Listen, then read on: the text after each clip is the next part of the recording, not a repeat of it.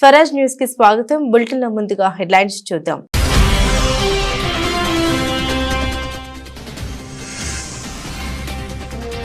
Press conference లో అంతరిక్షంలో అనుభవాల్ని పంచుకున్న సునీత విలియమ్స్. అంతరిక్షం నుండి ఇండియా అద్భుతంగా కనిపించిందని వ్యాఖ్య.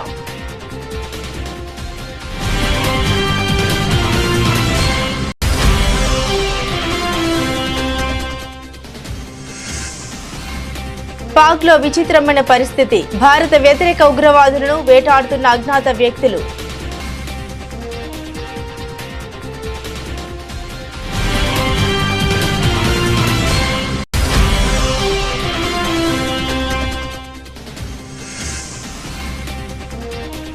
మా పాఠశాలలో విద్యార్థులకు తమిళం, తెలుగు భాషలను బోధిస్తున్నాం వెల్లడించిన యూపీ సీఎం.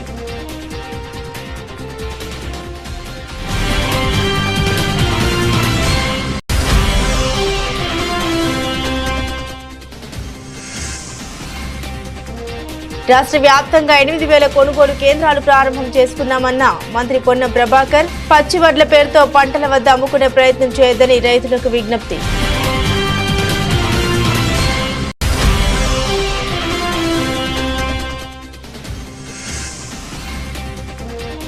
బాపట్ల జిల్లాలో చంద్రబాబు పర్యటన. పర్చూరు నియోజకవర్గం కొత్తగొల్లపాలెం గ్రామంలో పెన్షన్ల పంపిణీ.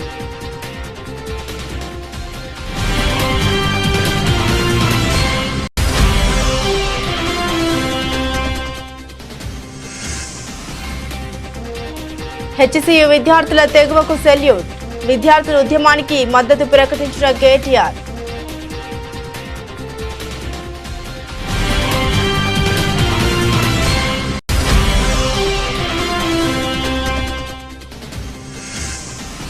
సివిల్ సప్లై శాఖ కేవలం తమ కుటుంబంపై మాత్రమే క్రిమినల్ కేసులు పెట్టిందన్న వైసీపీ నేత పేర్ని నాని.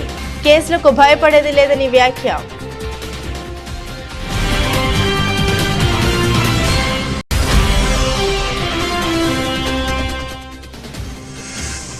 హెచ్సియు వివాదంపై బీజేపీ ఎమ్మెల్యే ఎల్లటి మహేశ్వర్ రెడ్డి సంచలన వ్యాఖ్యలు. రేవంత్ రెడ్డి హెచ్సియు భూమిని ప్రియాంక గాంధీ భర్తకు కట్టబెట్టే కుట్ర చేస్తున్నారని ఆరోపణ.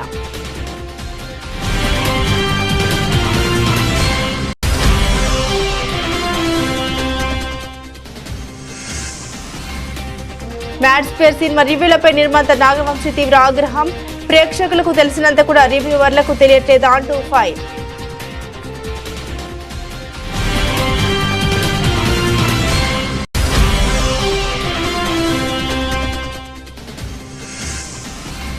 కుప్పకూలిన భారత స్టాక్ మార్కెట్లు. 1,300 పాయింట్లు పతనమైన సెన్సెక్స్.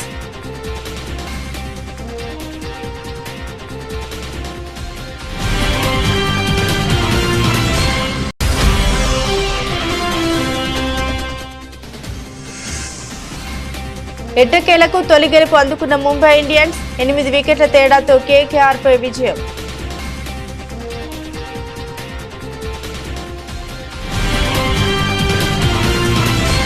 ఇక వివరాల్లోకి వెళ్తే దాదాపు 9 నెలల పాటు అంతరిక్షంలో చిక్కుకుపోయిన భారత సంతతి వ్యోమగామి సునీత విలియమ్స్, మరో వ్యోమగామి బుచ్ విల్మోర్ ఇటీవల భూమి మీద సురక్షితంగా అడుగుపెట్టారు. తాజాగా నాసా నిర్వహించిన ప్రెస్ కాన్ఫరెన్స్ లో అంతరిక్షంలో అనుభవాలను వీరు పంచుకున్నారు. అంతరిక్షం నుండి భారత్ ఎలా కనిపించిందనే ప్రశ్నకు సమాధానంగా చాలా అద్భుతంగా కనిపించిందని సునీత తెలిపారు. తాము హిమాలయాల మీద నుండి వెళ్లిన ప్రతిసారి మంచు పర్వతాల అందాలను విల్మోర్ కెమెరాలో బంధించారని సునీత తెలిపారు. హిమాలయాలు అత్యద్భుతమని తెలిపారు. గుజరాత్, ముంబై వంటి ప్రాంతాల మీద నుండి వెళ్తున్నప్పుడు తీరం వెంబడి ఉండే మత్స్యకారుల పడవలు తమకు సిగ్నల్ మాదిరి పనిచేసేవని అన్నారు. భారత్కు వచ్చే అంశం గురించి సునీత మాట్లాడారు. తన తండ్రి పుట్టిన దేశానికి త్వరలోనే వెళ్లాలనుకుంటున్నానని తెలిపారు. ఇండియాలో ఉన్న బంధువులు, ప్రజలతో ముచ్చటించాలని, వారితో తన అనుభవాన్ని పంచుకోవాలని ఉందని అన్నారు.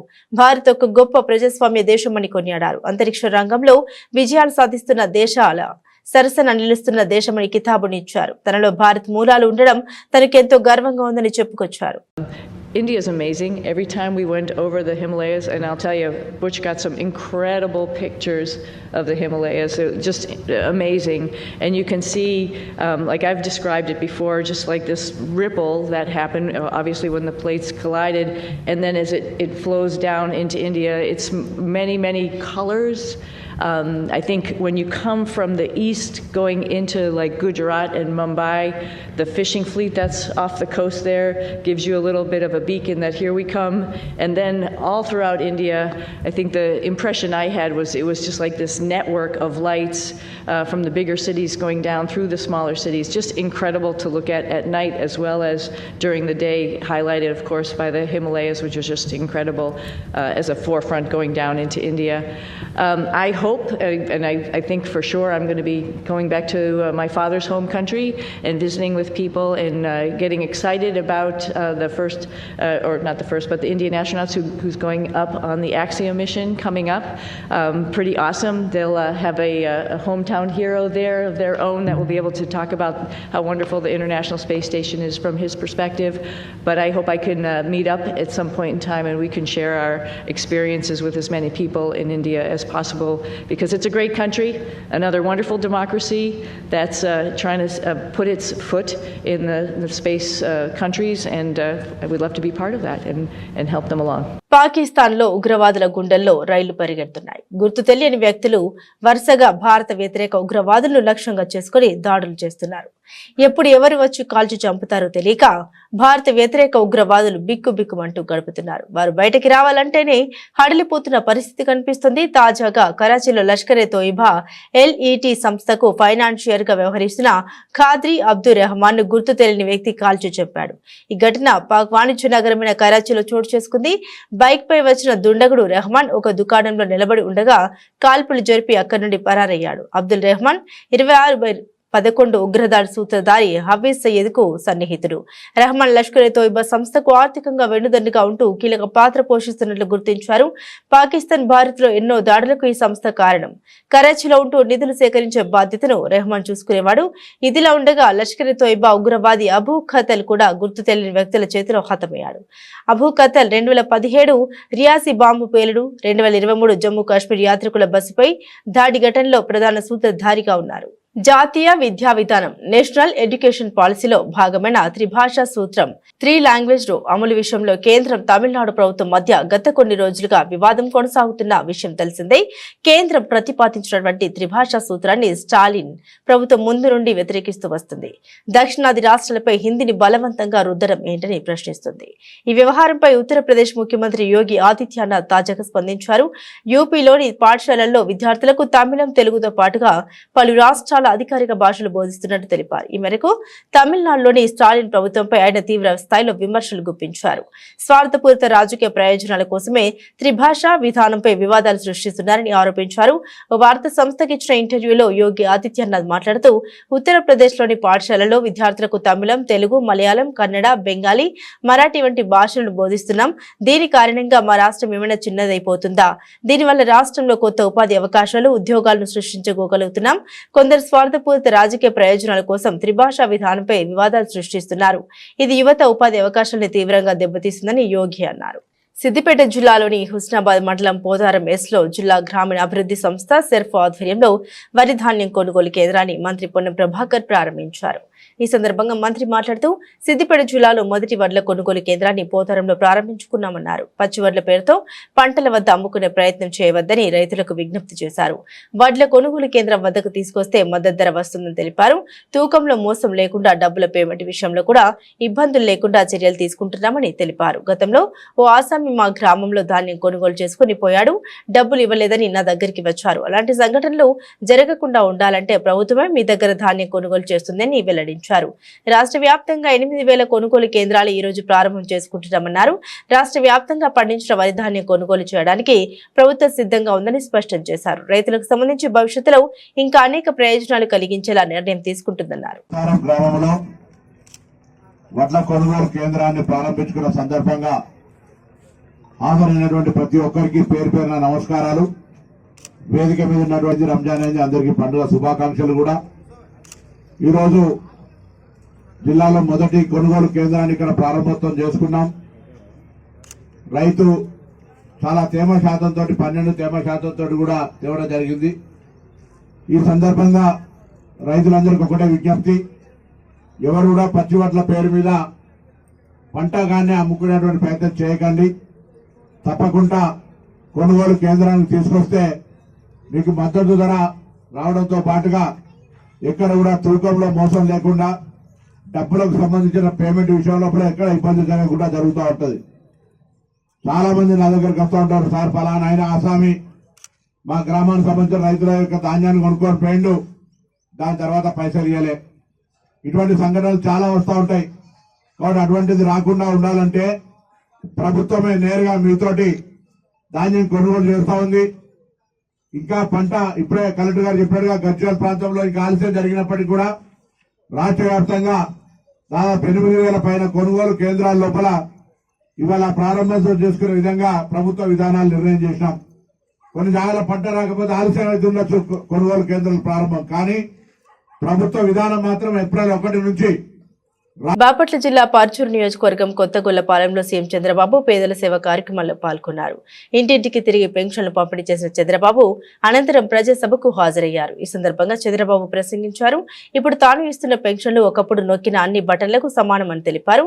పెన్షన్ల రూపంలో నెలకు 2,722 కోట్లు పంపిణీ చేస్తున్నామని వెల్లడించారు. ఏడాదికి 33,100 కోట్లు ఖర్చవుతుందని తెలిపారు. గతంలో ఒక నెల పెన్షన్ తీసుకోకపోతే ఆ డబ్బు వచ్చే పరిస్థితి లేదని, కానీ నేను ఒక నెల పెన్షన్ తీసుకోకపోతే 2వ లేదా 3వ నెల తీసుకునే అవకాశం ఇచ్చారని వివరించారు. 2 నెలల పెన్షన్లు తీసుకున్న వారు 93,300 మంది ఉన్నారని వెల్లడించారు. నేను ఇటీవల కొత్త కార్యక్రమానికి శ్రీకారం చుట్టాను. 1వ తారీఖు వస్తే ఆఫీసర్లు గాని రాజకీయ నాయకులు గాని అందరం కూడా 1వ తారీఖు వచ్చిందనుకుంటాం, జీతాలు తీసుకుంటారు, హ్యాపీగా ఉంటారు. కానీ ఒక నూతనమైన నిర్వచనం ఇచ్చి 1వ తారీఖు వస్తే ప్రజల సేవలో అందరూ ఉండాలని, పేరు కూడా ప్రజా సేవలో అనే పేరు పెట్టి 7 గంటలకు మీ తలుపు దట్టి మీకు డబ్బులు ఇచ్చే కార్యక్రమాన్ని ఏర్పాటు చేశాను. కలెక్టర్ దగ్గర నుంచి మంత్రి దగ్గర నుంచి కింది స్థాయిలో ఉండే అధికార యంత్రాంగం, రాజకీయ ప్రతినిధులు అందరూ కూడా మీ దగ్గరికి రావాలి, మీ దర్శనం చేసుకోవాలి. అందుకే నేను ఒక మాట అన్నాను, ప్రజలే ఫస్ట్, అంటే ప్రజలే ముందు, ఆ తర్వాతనే మిగిలినటన్ని. ఆ నినాదంతో ఇప్పటికి 10వ నెల నేను అమరావతిలో ఉంటే ఏసీ రూమ్ లో ఉంటే 2 రోజుల తర్వాత మా మంత్రులంతా నన్ను తిట్టుకొని ఈయన ఏసీ రూమ్ లో ఉన్నాడు అని వీళ్ళు కూడా ఎగ్గొట్టే పరిస్థితి వస్తుంది. నేను ముందుండి నడిపించాలనే ఉద్దేశంతో క్షేత్రస్థాయిలో నేను పనిచేస్తున్నాను. ఎప్పుడు కూడా యుద్ధం చేసేటప్పుడు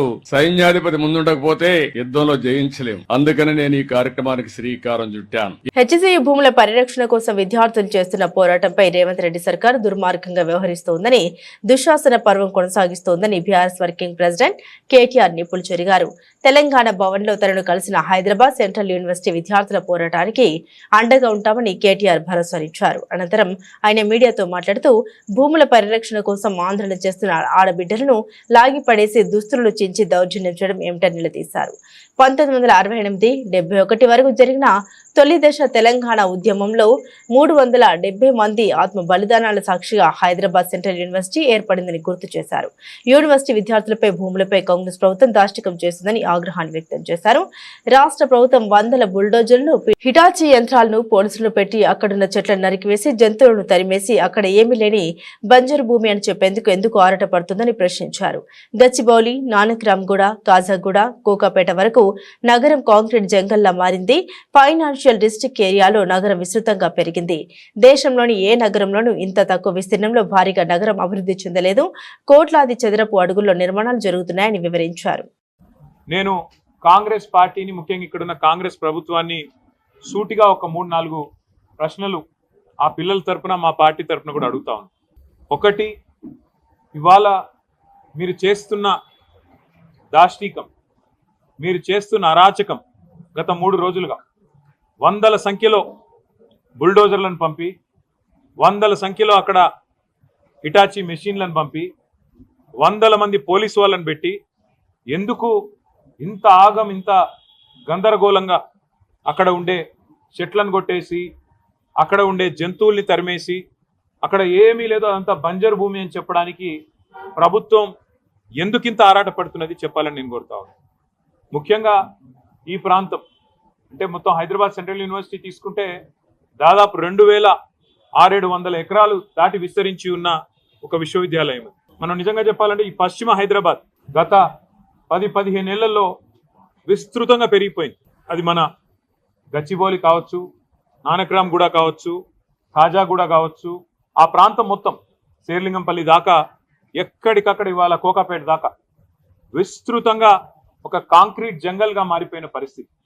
అక్కడ నిజంగా చెప్పాలంటే ఇప్పుడు జరుగుతున్న కన్స్ట్రక్షన్ బహుశా భారతదేశంలో ఏ నగరంలో ఇంత స్మాల్ ఏరియాలో అంత పెద్ద ఎత్తున కన్స్ట్రక్షన్ ఎక్కడ కూడా జరగడం లేదు. ఇది వాస్తవం. అక్కడ మా గవర్నమెంట్ ఉన్నప్పుడు కూడా మరి 57, 56 అంతస్తుల బిల్డింగ్లకి మేము కూడా పర్మిషన్లు ఇచ్చిన మాట కూడా వాస్తవం. ఇవాళ అక్కడ జరుగుతున్న నిర్మాణం కొన్ని లక్షల కోట్ల స్క్వేర్ ఫీట్ల నిర్మాణం అక్కడ జరుగుతూ ఉంది. ఒక కాంక్రీట్ జంగల్గా ఆ ప్రాంతం మొత్తం భవిష్యత్తులో మారబోతా ఉంది. గోడౌన్ నుండి రేషన్ బియ్యం మాయం చేశారని అభియోగాలతో వైసీపీ నేత పేర్ని నాని, ఆయన భార్య పేర్ని జయసుధలపై కేసు నమోదైన సంగతి తెలిసిందే. ఈ కేసులో పేర్ని నానికి హైకోర్టు బెయిల్ మంజూరు చేయగా ఆయన భార్యకు కృష్ణా జిల్లా కోర్టు బెయిల్ మంజూరు చేసింది. మరోవైపు జయసుధ బెయిల్ రద్దు చేయాలని కోరుతూ ఏపీ హైకోర్టులో పోలీసులు పిటిషన్ దాఖలు చేశారు. ఈ నేపథ్యంలోనే పేర్ని నాని మాట్లాడారు, కీలక వ్యాఖ్యల్ని చేశారు. తమ కుటుంబంపై తప్ప సివిల్ సప్లై శాఖ మరెవరిపైనా క్రిమినల్ కేసులు పెట్టలేదని పేర్ని నాని ఆరోపించారు. సాక్షాత్తు సివిల్ సప్లై మంత్రి 22,000 టన్నుల బియ్యం పట్టుకున్న కేసు లేదని, seize the ship, seize the godown అన్నా కూడా ఎవరిపైనా క్రిమినల్ కేసులు పెట్టలేదని తెలిపారు.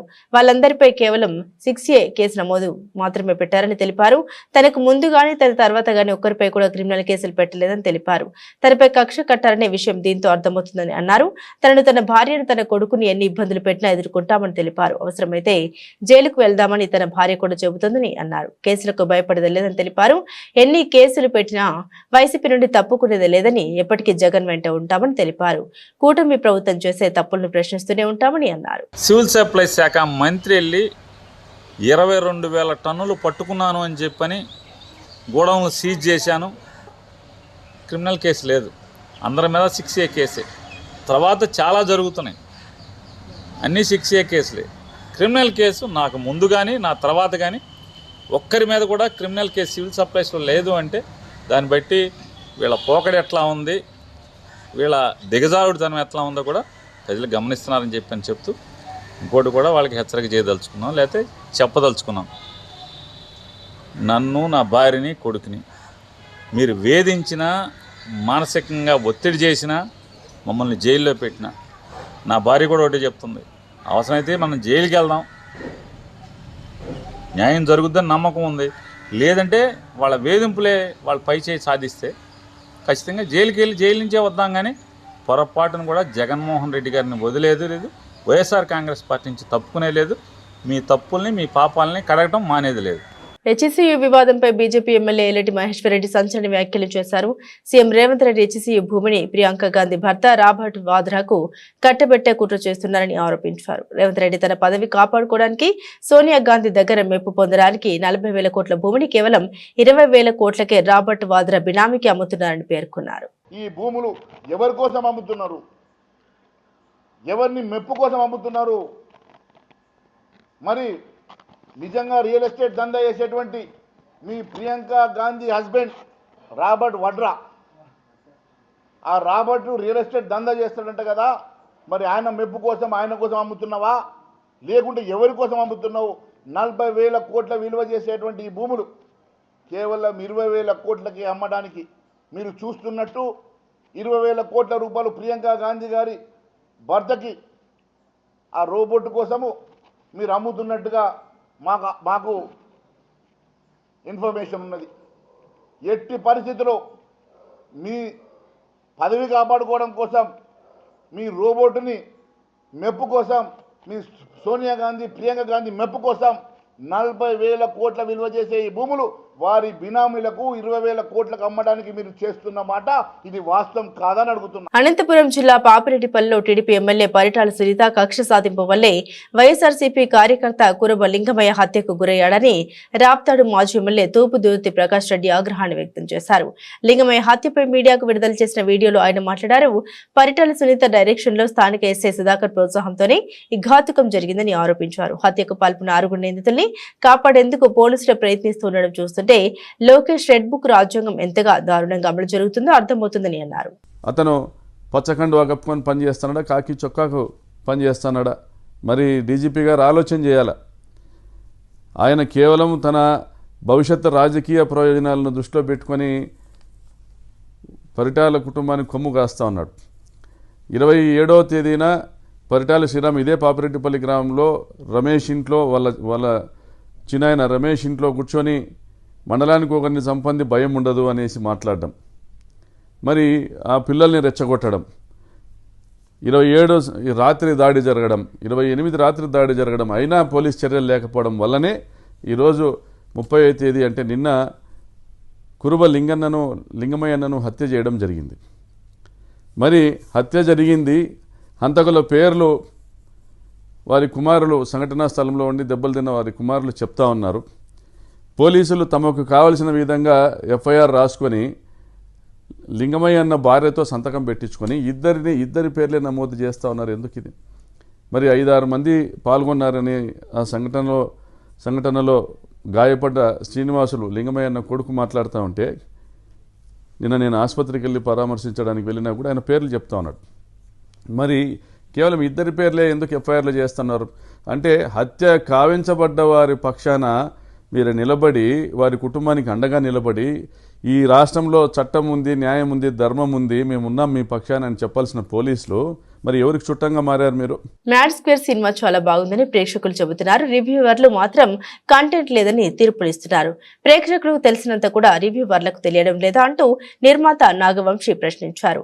నెగిటివ్ రివ్యూలను హైలైట్ చేస్తూ మీడియాలో చూపించడాన్ని ఆయన తప్పుపెట్టారు. సినిమాను చంపొద్దని, సినిమాలు ఆడితేనే అందరూ ఉంటారు, లేదంటే ఇంటికి వెళ్లాల్సిందనే విషయాన్ని గుర్తుంచుకోవాలని సినీ జర్నలిస్టులకు హితవు పలికారు. ఈ మేరకు మ్యాడ్ స్క్వేర్ సినిమా టికెట్ ధరలను తగ్గించిన విషయం వెల్లడించేందుకు నాగవంశీ మంగళవారం మీడియా సమావేశం ఏర్పాటు చేశారు. ఈ సందర్భంగా నాగవంశీ మాట్లాడుతూ, సీక్వెల్ కాబట్టి మ్యాడ్ స్క్వేర్ ఆడుతుందనే ప్రచారాన్ని తిప్పికొట్టారు. కంటెంట్ లేకుండా చూడడానికి మ్యాడ్ స్క్వేర్ సినిమా ఏమి బాహుబలి, పుష్ప 2, KGF 2 లాంటి పెద్ద సినిమా కాదని, ఈ సినిమాలో పెద్ద హీరోలు ఎవరు లేరని గుర్తించాలన్నారు. రివ్యూలు వాటిపై అభిప్రాయం వ్యక్తం చేస్తూ సామాజిక మాధ్యమాల్లో పోస్టులు పెడుతున్న వారిపై తీవ్ర ఆగ్రహం వ్యక్తం చేశారు. సినిమా బాగుంది కాబట్టే మ్యాడ్ స్క్వేర్ ను ప్రేక్షకులు ఆదరిస్తున్నారని తెలిపారు. సినిమా ఇండస్ట్రీ, మీడియా కలిసి పనిచేయాలి. నేను సినిమాలు తీస్తేనే మీ వెబ్సైట్లు, ఛానళ్లు నడుస్తున్నాయి. మీ ఛానళ్లను మా సినిమాలు బతికిస్తున్నాయి. మేము ప్రకటన ఇస్తేనే మీ వెబ్సైట్లు పనిచేస్తాయి. సినిమా ఆడుతున్నప్పుడు కంటెంట్ లేని సినిమా ఎలా ఆడుతుందో తెలియదంటూ తీర్పులు ఇవ్వకండి. సినిమా ఆడితేనే మీరుంటారు, లేకుంటే మీరు ఇంటికి వెళ్లాల్సిందే. ఈ సినిమా ఇండస్ట్రీ మీరు నేను కోఎగ్జిస్ట్ అవ్వాలి. నేను సినిమాలు రిలీజ్ చేసి హిట్ అయ్యి నేను సినిమా తీస్తేనే మీ వెబ్సైట్ రన్ అవుతుంది. నేను యూట్యూబ్ ఇంటర్వ్యూ ఇస్తేనే మీ యూట్యూబ్ ఛానల్స్ రన్ అవుతాయి. మీ ఇండస్ట్రీలో మేము యాడ్ ఇస్తేనే మీ వెబ్సైట్ రన్ అవుతుంది. అంతేగాని సినిమాని చంపేయడానికి ట్రై చేయమాకండి. మీ రివ్యూలు మేమే కాదన్న, ఆ రోజు రివ్యూలు వచ్చిన తర్వాత నేను ప్రెస్ మీట్ పెట్టా, కానీ రివ్యూల గురించి ఏం కామెంట్ చేయాల. నేను ఇప్పుడు రివ్యూ గురించి కామెంట్ చేయాలి. మీ ఒపీనియన్ మీ ఇష్టం. కానీ సినిమా ఆడుతున్న తర్వాత కూడా సినిమా ఎందుకు ఆడుతుందని అనాలిసిస్ మీరు ఇవ్వాల్సిన అవసరం లేదు. మీ జడ్జ్మెంట్ జనాలకు అక్కర్లా. జనం ఆల్రెడీ జడ్జ్ చేసేసి జనం చూస్తున్నారు దాన్ని. ఆ జడ్జ్మెంట్లు చేసి సినిమాల గురించి సినిమాని డిస్ట్రాయ్ చేయడానికి ట్రై చేయమాకండి. సినిమాలు ఆడితేనే మీరు ఉంటారు, లేకపోతే వెబ్సైట్ మూసి ఇంటికి రావాల్సి వస్తుంది అందరూ. అది గుర్తుపెట్టుకుని బిహేవ్ చేయండి నెక్స్ట్ టైం నుంచి. మరీ అసలు దాన్ని ఎక్స్ప్లోయిట్ చేయడానికి ట్రై చేయకూడదు కదా ప్రతిదానికి. మీకు అంతగా మా మీద పగుండం దమ్ముంటే మానిపారండి, బ్యాన్ చేయండి. ఇప్పుడు నేను ఇంత కామెంట్ చేశాను కదా, నా సినిమాలు బ్యాన్ చేయండి, నా సినిమా ఆర్టికల్స్ రాయకండి, నా దగ్గర యాడ్ తీసుకోకండి, నా సినిమాలు రివ్యూ రాయకండి, చూద్దాం చూసుకోండి, నాకేం అవసరంలా. మీరు మానేయండి, మమ్మల్ని బ్యాన్ చేయండి, చూస్తా నేను. నా సినిమా నేను ఓపెన్గా చెప్తున్నా, నా సినిమా బ్యాన్ చేయండి, నా ఆర్టికల్స్ రాయకండి, నా సినిమా ఆర్టికల్స్, నా సినిమా రివ్యూ రాయకండి. నేను ఎలా ప్రమోట్ చేసుకోవాలి, సినిమా నేను ప్రమోట్ చేసుకుంటా. మీరు వెబ్సైట్లు ప్రమోట్ చేస్తేనే సినిమాలు ఆడట్లేదు కదా. అది నా ఒక్క డెసిషన్ కాదు కదా, ఇది నా సినిమాల గురించి కాబట్టి నేను చెప్పా. నాకు మన మీద బతుకుతూ మనల్ని ఎందుకు చంపాలనుకుంటున్నారని అడుగుతున్నా అంతే. మన మీద బతుకుతున్నారా, మనల్ని చంపాలని ఎందుకు అనుకుంటున్నారు?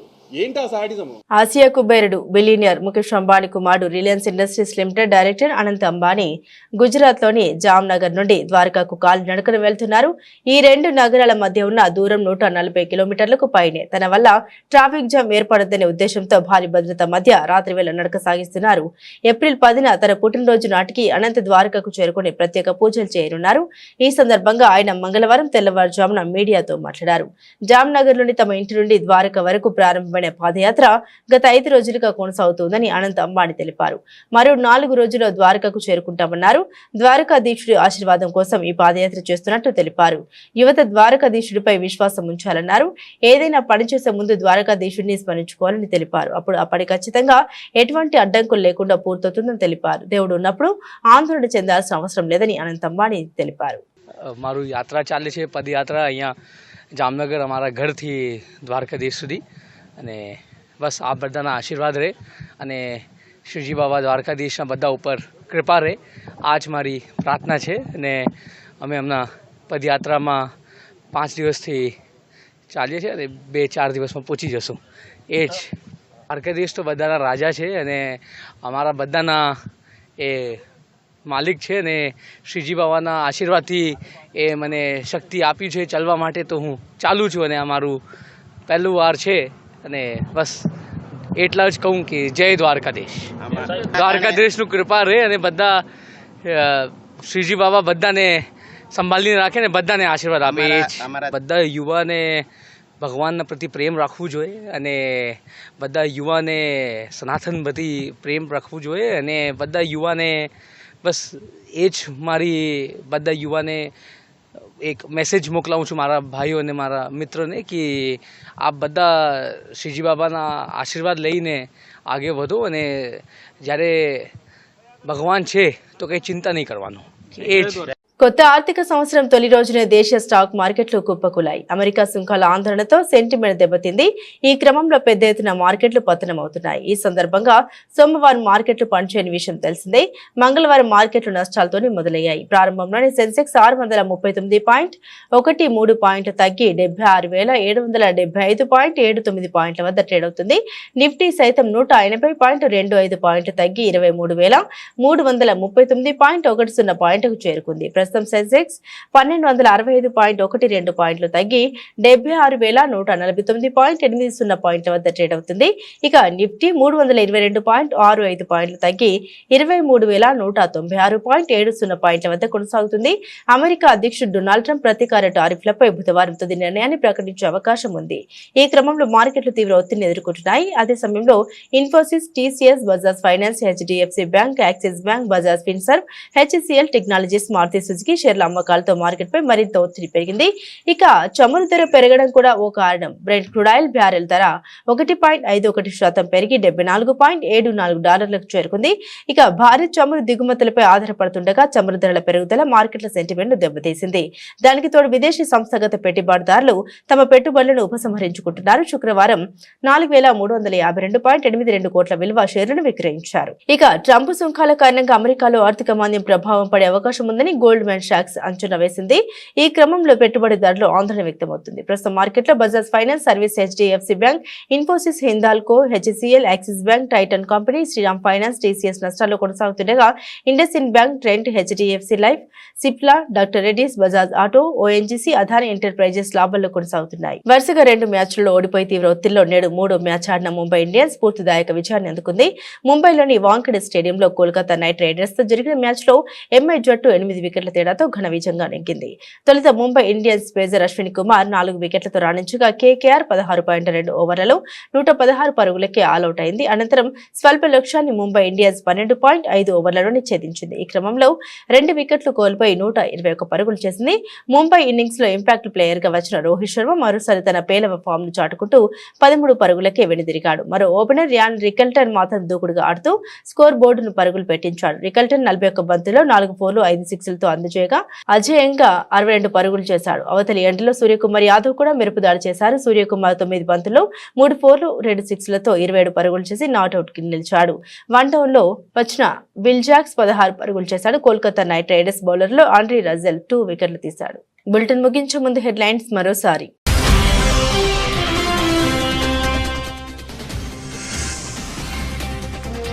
ప్రెస్ కాన్ఫరెన్స్ లో అంతరిక్షంలో అనుభవాల్ని పంచుకున్న సునీత విలియమ్స్. అంతరిక్షం నుండి ఇండియా అద్భుతంగా కనిపించిందని వ్యాఖ్య.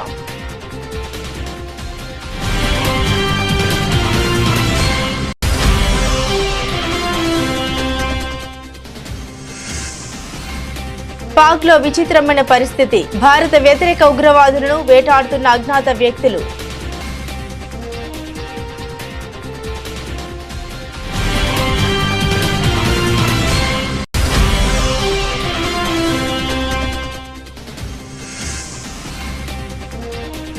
మా పాఠశాలలో విద్యార్థులకు తమిళం, తెలుగు భాషలను బోధిస్తున్నాం వెల్లడించిన యూపీ సీఎం.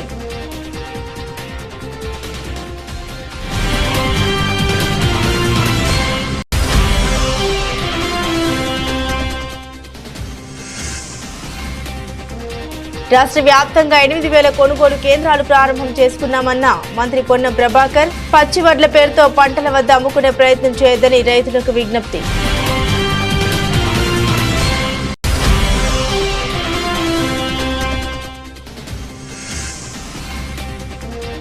బాపట్ల జిల్లాలో చంద్రబాబు పర్యటన. పర్చూరు నియోజకవర్గం కొత్తగొల్లపాలెం గ్రామంలో పెన్షన్ల పంపిణీ.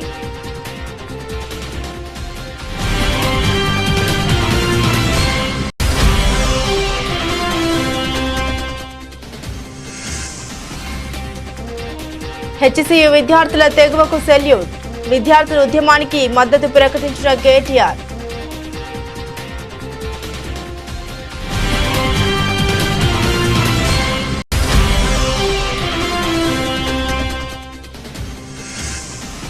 సివిల్ సప్లై శాఖ కేవలం తమ కుటుంబంపై మాత్రమే క్రిమినల్ కేసులు పెట్టిందన్న వైసీపీ నేత పేర్ని నాని. కేసులకు భయపడేది లేదని వ్యాఖ్య.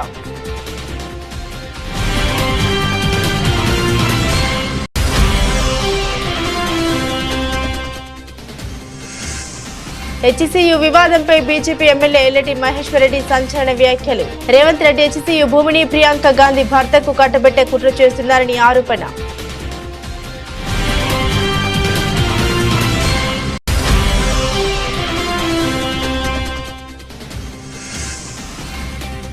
మ్యాడ్ స్క్వేర్ సినిమా రివ్యూలపై నిర్మాత నాగవంశీ తీవ్ర ఆగ్రహం.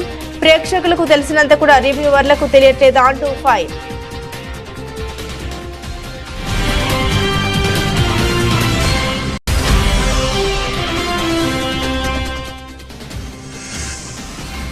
కుప్పకూలిన భారత స్టాక్ మార్కెట్లు. 1300 పాయింట్లు పతనమైన సెన్సెక్స్.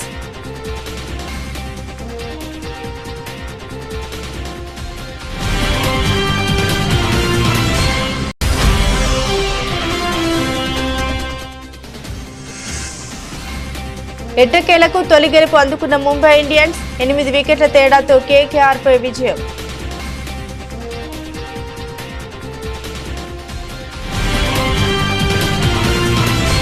ఇవి బులెటిన్లోని విశేషాలు. తిరిగి మరో బులెటిన్తో మళ్ళీ కలుసుకుందాం. అంతవరకు సెలవు. నమస్కారం.